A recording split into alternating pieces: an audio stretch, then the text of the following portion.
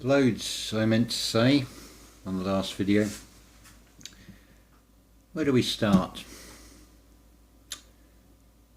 Now is the winter of discontent. We've reached that Stalingrad moment. That turning point, that tipping point.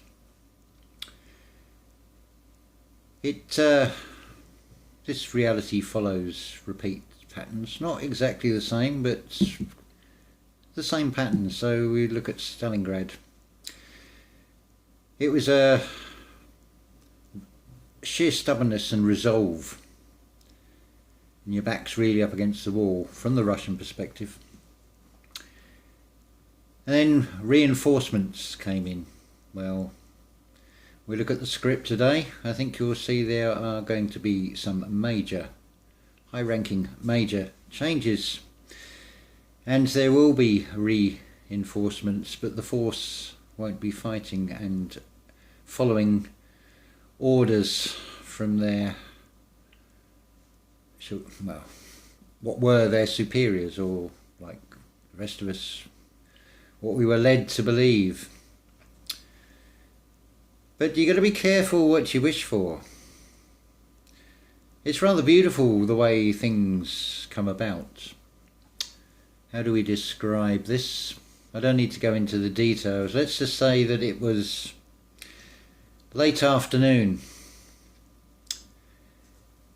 and let's just say I went into a sensory deprivation in a cube, and the options were very minimal, to the point where microwave meals or porridge. So I opted for the porridge. And it's funny, the four walls vanished. At a whale of a time. All I had was a skylight. I could only tell whether it's day or night. I got a rough idea by the 5-hour intervals of when you're offered a microwave meal or porridge.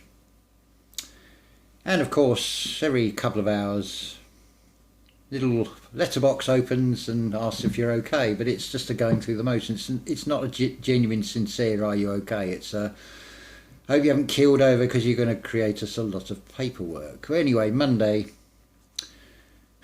I face quite a long walk in this freezing cold wind, but I've got the wind behind me. It's helping me along. Now, as I'm walking along this main road, I'm looking at the puddles and thinking, oh great, now it's raining. I'm wearing exactly what I'm wearing now.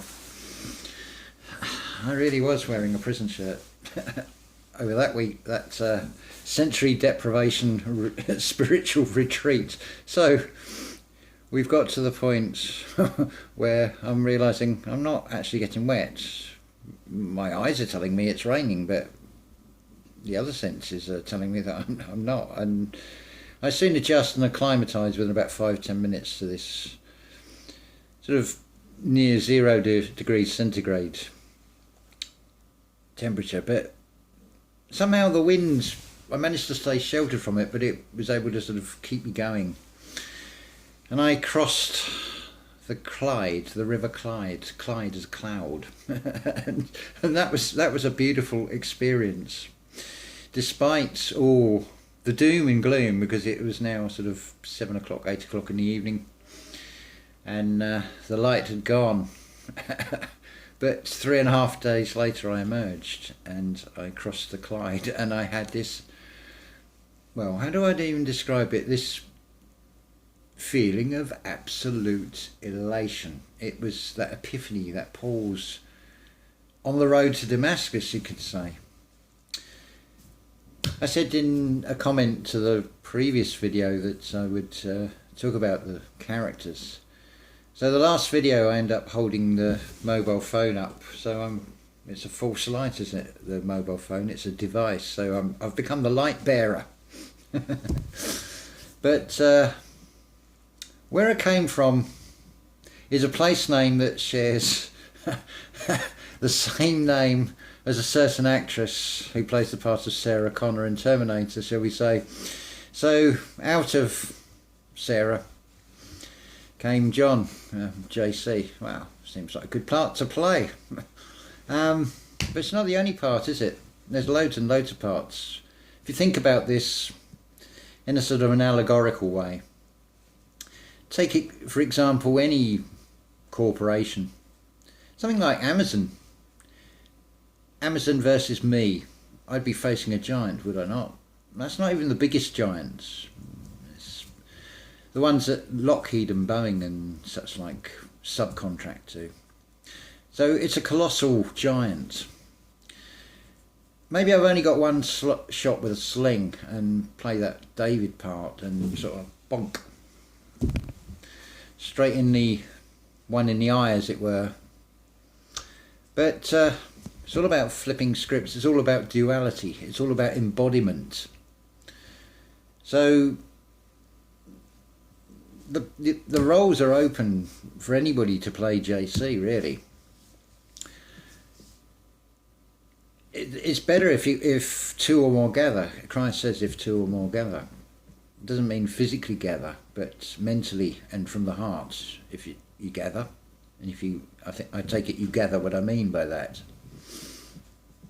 Wordplay, I know, but if it serves the purpose and someone says, I see what you're saying there, that makes sense to me.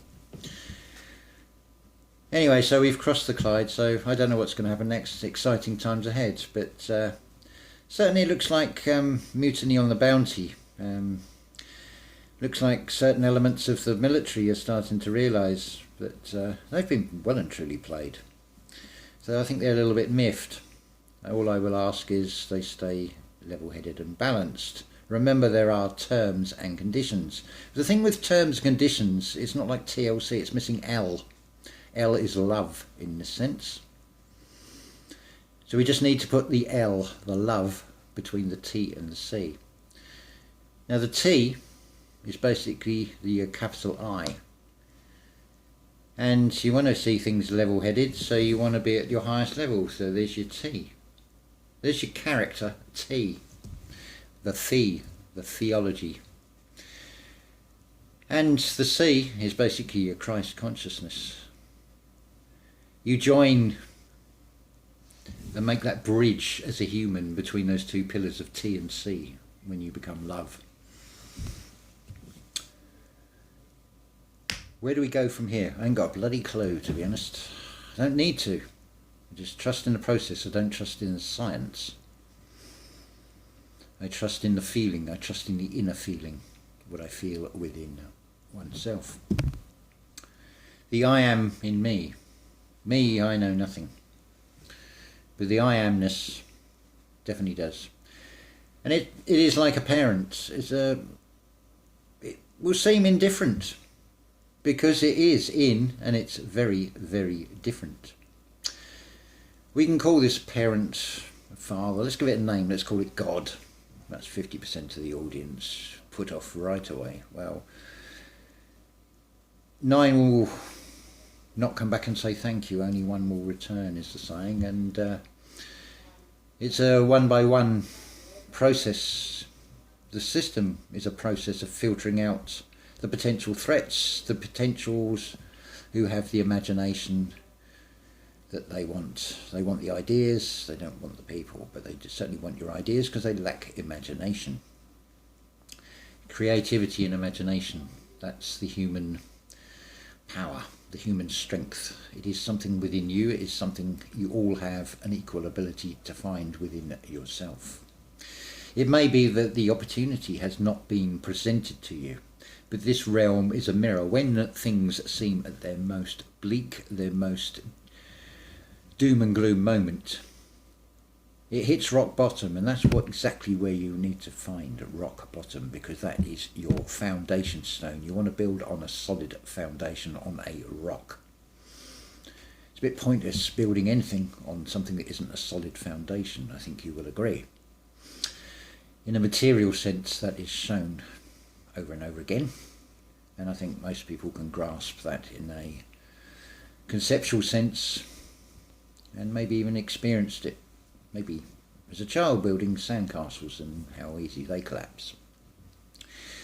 And as we get older and turn into adults, we build castles in the sky and the unattainable that we can't reach, or we don't believe we can reach because they're not real, they're not in the physical manifestation.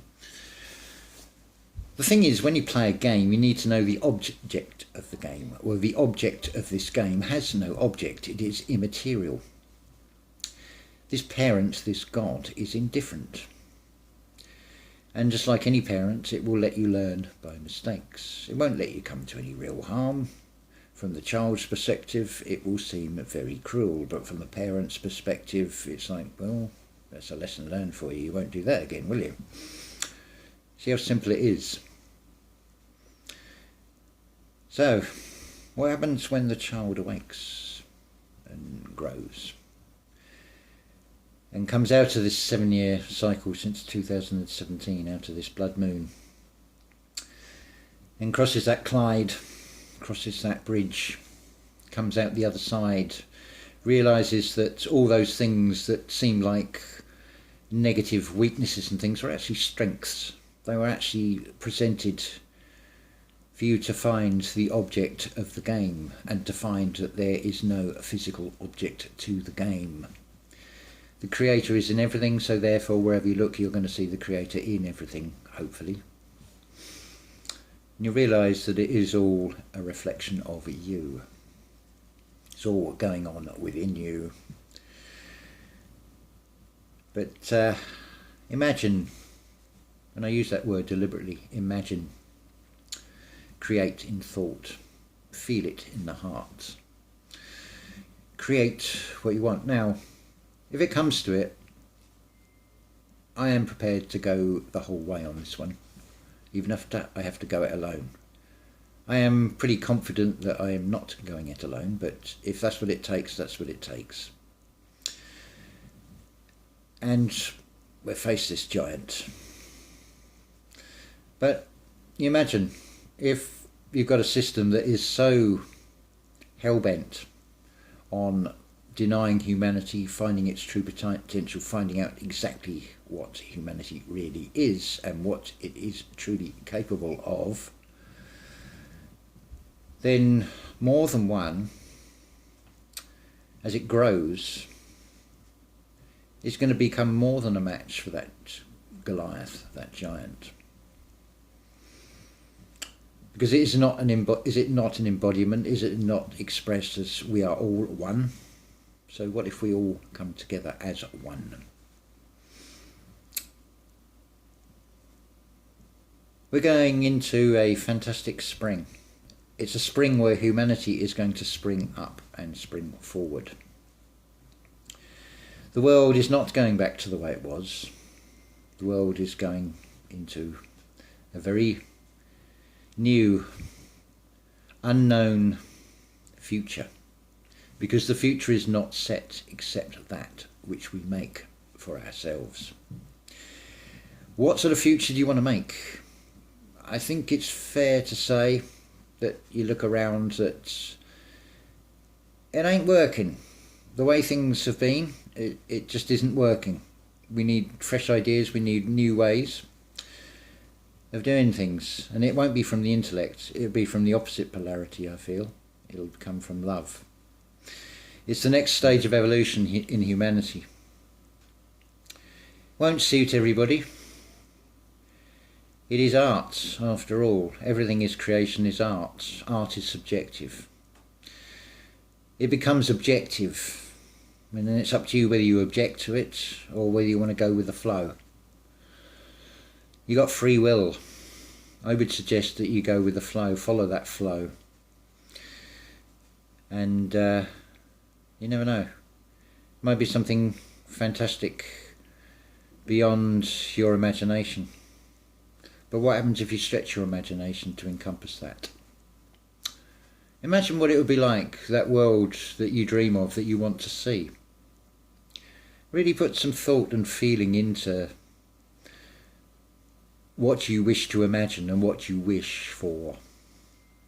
And be careful what you wish for as well. Because you need to be wishing for things that are not going to harm anybody else or anything else, and done in a benevolent way. That's all we can do, in it, really. We can focus on the external and see all sorts of fears and try and take preventative measures, but what I don't want to prevent anything. I want this to happen.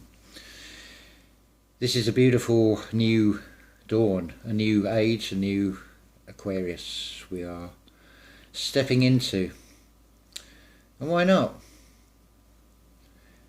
I'm curious to see how it's going to be. I take full responsibility if I've fucked up and got this wrong. But I feel it is a leap worth taking. I have seen in the mind's eye things that I can't even put into words. It's so fantastic. It's that a euphoria moment. And yeah, I'm wishing to see it. So I don't have no intentions of being a sinner, because if a wish is not fulfilled, then it is a sin. That desire has not been reached, and yet we've got this indifference, this energy, this of indifference that you can just draw on, and you co-create with it, and you can create something negative or something positive. All comes from where you're thinking from. I suggest put a bit of L back in the T and C and make it TLC. I think that's all I want to say now, and may have said too much, but I don't think I've breached certain conditions. I think I've managed to weave my way through that. I've avoided listening mythologically. Many a seaman was lured by the sirens, but I've paid no attention to those sirens. They're just part of an illusory story. But what a crazy world when just common garden colds and flus get given pet names, really. That's the insanity of this dying embers of this realm as we move into something very beautiful and something fantastic. Not everyone's going to see it, but it's down to perception at the end of the day. You choose whether you want to see it as negative or you want to see it as positive. All I can say that from one perspective, you'll have some horrible feelings inside, and it's not pleasant. If you see it from the opposite polarity, the opposite perspective, you'll get some beautiful feelings inside. And when you've taken those feelings inside,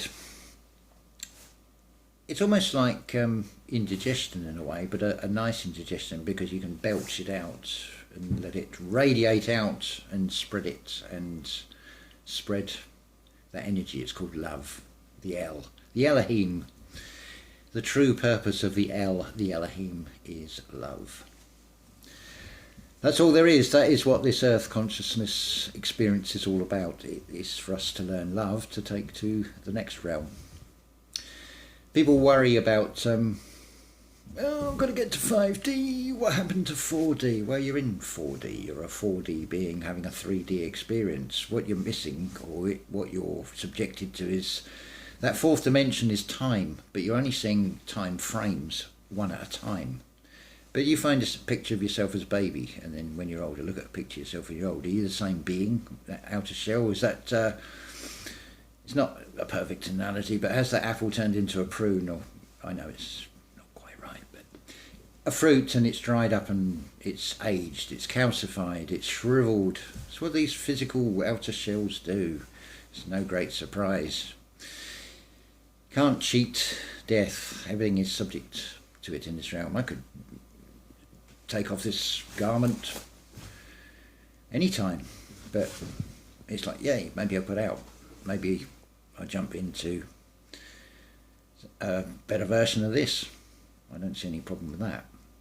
I feel that we did do a time jump anyway, so if we can jump one way, why can we not jump the other way?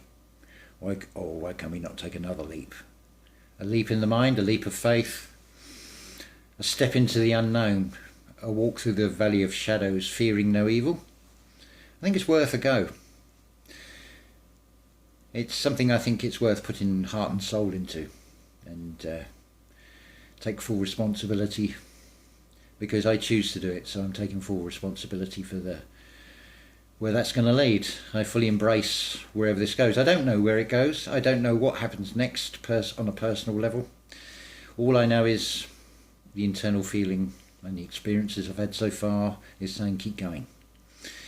And I hope that this has helped you to find that within you, because that's where it has to come from. It has to come from within you, your own internal sun.